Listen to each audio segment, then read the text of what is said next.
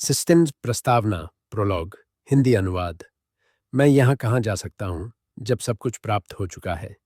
शांति, आनंद, मोक्ष सब साकार हो चुके हैं। विद्रोही आत्मा अपनी पूरी क्षमता में प्रयुक्त हो चुकी है। सभी प्रकार की चालें, सभी प्रकार के नर्क जैसे दुःस्वप्न समाप्त हो जाते हैं। इस ऊंचाई से नीचे उतरना एक वास्तविक चुनौती है। अवास्तविक में फिर से विश्वास करना उससे भी अधिक कठिन है। और फिर भी पृथ्वी के अर्थ में किसी से प्रेम करने में सक्षम बने रहना, और शायद विवाह उससे भी आगे की बात है। सबसे सरल उपाय था डूब जाना, लेकिन मैंने पाया कि मेरे आसपास के लोगों को मेरी आवश्यकता है। सबसे विरोधाभासी कथन है मुझे स्वयं की आवश्यकता है। और मेरे पिता जैसे कुछ लोगों ने काफी दुखी मन से यह स्वीकार किया, तुम एक बुद्ध हो। और मेरी माँ जैसी कुछ लोग लगभग आंसू बहाते हुए मुझसे सामाजिक होने की मांग करती हैं।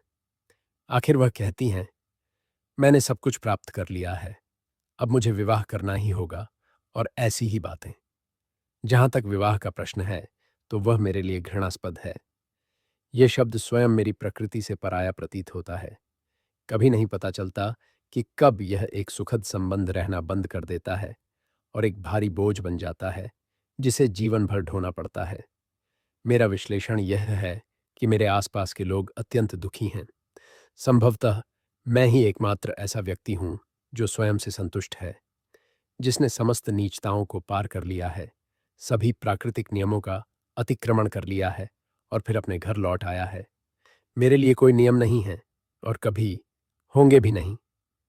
प्रश्न हर प्रकार की संस्था में खुला ही रहता है, चाहे वह कितनी ही दुखी क्यों ना हो। कोई भी मेरी स्वतंत्रता को दास नहीं बना सकता। फिर भी यह सामाजिक प्रथा सोचना भी अजीब लगता है। और फिर वही प्रश्न उभरता है, अब आगे क्या?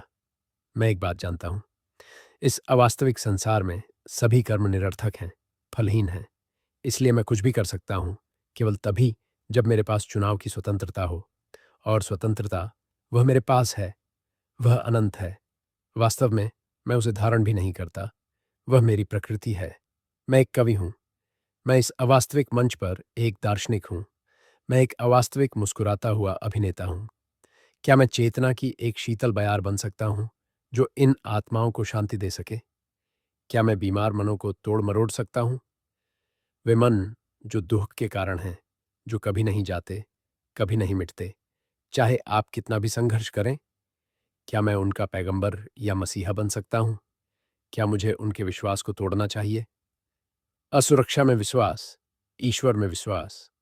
पर मैं जानता हूं यह सब व्यर्थ है। अधिकांश मनुष्य विश्वास के बिना जी ही नहीं सकते। वे कभी अकेले नहीं रह सकते। यह न तो कोई दोष है और न ही कोई गुण।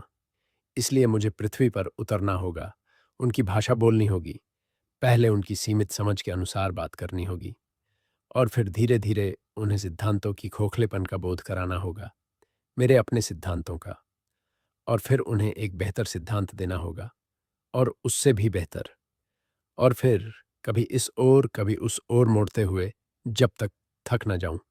वे या तो मुझे पूरी तरह छोड़ देंगे या फिर साथ रहेंगे। और जो साथ रहेंगे वे बहुत कम हो सकते हैं, एक हो सकते हैं, या शायद कोई भी नहीं।